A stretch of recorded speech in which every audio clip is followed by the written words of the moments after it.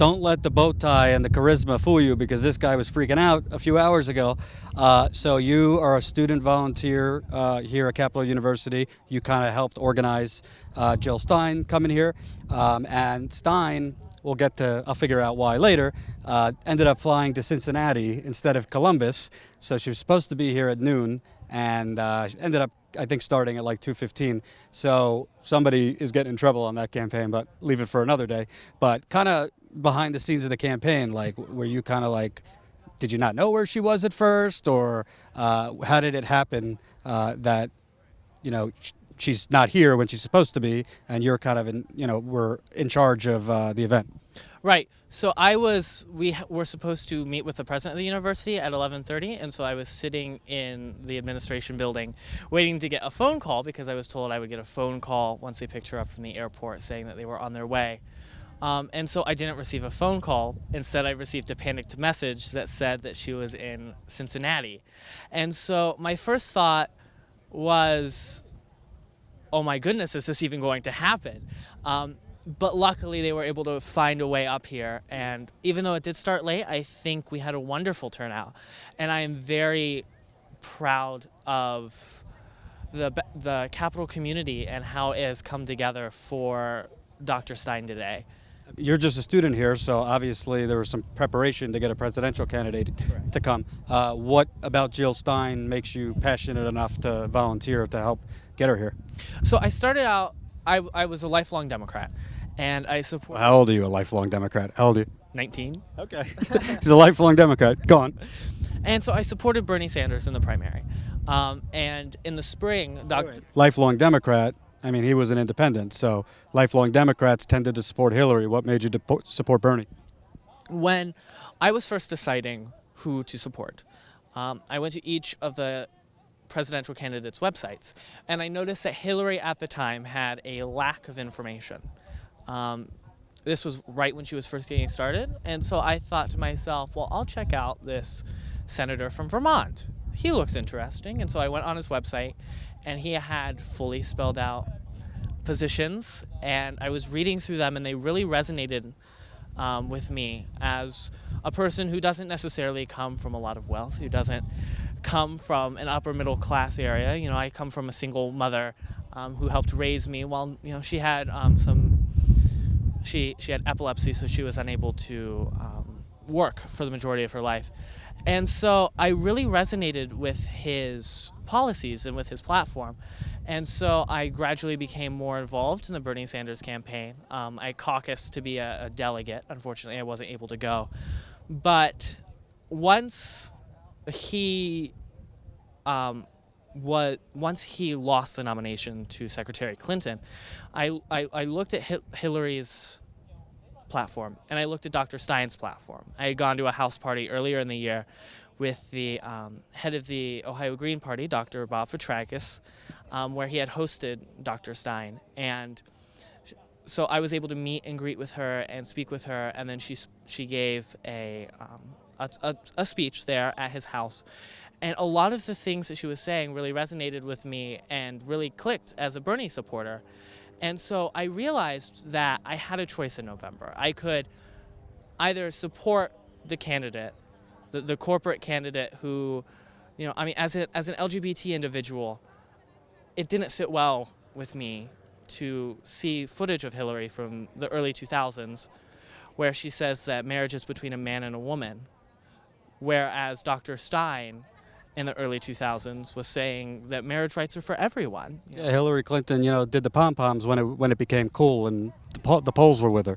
Exactly. And I feel like Dr. Stein, much like Bernie, she has been, ever since the beginnings of her political career, she has been a full supporter of the things that she is campaigning on. She understands that these are issues that America faces, and she isn't pandering to what's cool or what's hip in America today, which I think is very important, to stick to your issues and to really say that this is who I am as a candidate and not pander to one specific group or another. You don't think she's, as a lot of people complain, she's just trying to steal Bernie voters and kind of pick up from his thunder, so to speak?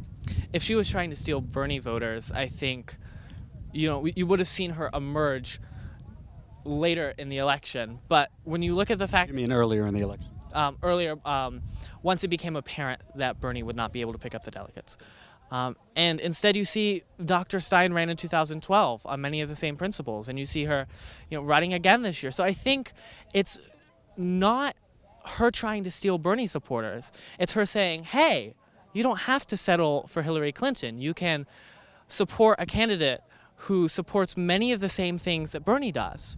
So I think she's providing an option for those Bernie Sanders supporters and saying, it's not just Hillary or Trump. You have these two other options. You have Gary Johnson of the Libertarian Party, and you have Dr. Jill Stein of the Green Party. So devil's advocate, I like Jill Stein, but if I'm keeping it real, she's lost a couple elections. She's never been elected to anything. So a lot of people complained about Obama in 2008, no experience. A lot of buyer's remorse from progressives now. A lot of people say Trump, forget experience. We don't know about his mind. And Hillary Clinton maybe has a little too much experience and has been she's corrupted. Let's put it that way. Is the fact that Dr. Stein has only been talking about these issues but never won anything, never been in government, have any pause for you? No, I don't think so. I think this election is important because it highlights the problems with our two-party system. It highlights that even though a candidate has these wonderful characteristics and knows what they're talking about. I mean, look at Governors Weld and Governor Johnson. They've both been, popular state governors, and yet many people don't give them a chance simply because of the ticket they're running on. Whereas they have experience. And I think the problem with the two-party system is that we don't allow people who would be excellent elected officials to really get out there and have a voice because of these ridiculous requirements that have been put forth by the Commission on Presidential Debates. To poll at 15%. How can a person poll at 15% when they aren't given the opportunity to have their message be heard? I also think it's not just a party with a two-party system, it's a problem with our media. Yes. I heard a really disturbing comment, I think it was on CNN, it might have been MSNBC, an analyst said with Johnson, I just don't think he's going to make the debates because he just doesn't have enough money. He doesn't have enough money for ads and this and that. Well, you, the media, it's your job to inform the public about the options. Oh, so if he had more money, you'd give him more coverage? So I think it's also a money issue because maybe if Jill Stein went out there and said, Muslims are rapists and Mexicans and all, maybe they'd cover her more. But she's not saying those things because she's not insane. So it seems the media only covers you if you say insane things, if there's drama, or if you have money. And that definitely makes sense because we've shifted away from actually covering news in this society in America today to who has the best ratings. And the things that get the best ratings are outrageous comments and scandals. I mean, history shows that from Bill Clinton to Nixon, the people that are covering the hot news, the people that are covering the scandals get higher ratings, which, lead to more money. And well, not among young people. Young Turks, we get a little down and dirty, but we're not scandalous. We got the most young people watching of most mediums. So I think young people are looking less for scandal and more for substance, in my view. I definitely agree with that. But we also have this, we have a large number of people who only watch the nightly news, who don't go to alternative forms of media. And so when you have quality alternative forms of media, such as the Young Turks out there, they are too dependent on NBC, CBS, ABC, and Fox to get their coverage. And the mainstream media is more focused on ratings than actual substance. And lastly, since we're talking about media, I'm assuming you're familiar with the Young Turks because you seem to have a good opinion on it.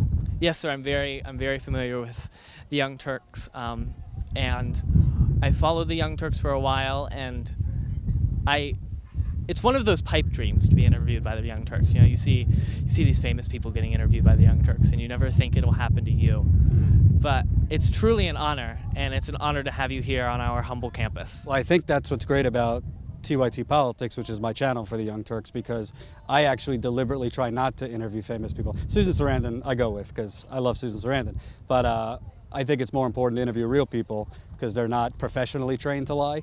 as opposed to the politicians, the pundits, and all that. So you tend to get more substance and quality answers and actually get better stories from real people, in my view.